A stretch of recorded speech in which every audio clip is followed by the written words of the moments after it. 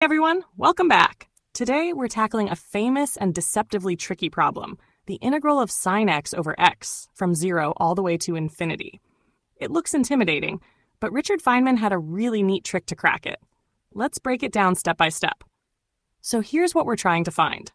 The value of the integral from 0 to infinity of sine x over x. Directly attacking it, not so fun, but Feynman's approach is much smoother. We start by giving this integral a little helper. Let's define something called IA, same integral, but multiplied by e to the minus aax. That small exponential acts like training wheels, keeping the integral nice and well behaved for any a greater than 0. Now here comes the magic.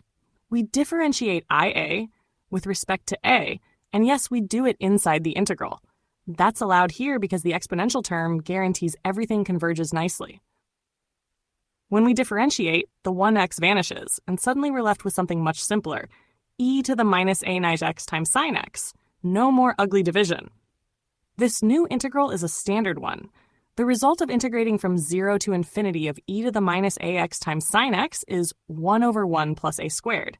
That means I prime of a equals negative 1 over 1 plus a squared. Super clean. Now we integrate that with respect to a. We get IA equals minus arctan A plus some constant C.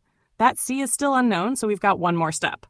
As it heads toward infinity, that exponential term in our original IA definition crushes everything inside the integral to 0.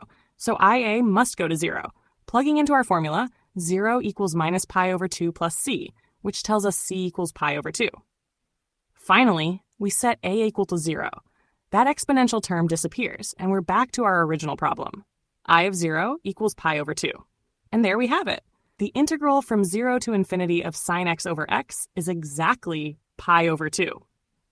Elegant, simple, and pure Feynman genius. Just introduce a parameter, differentiate under the integral, and let the limits do the heavy lifting.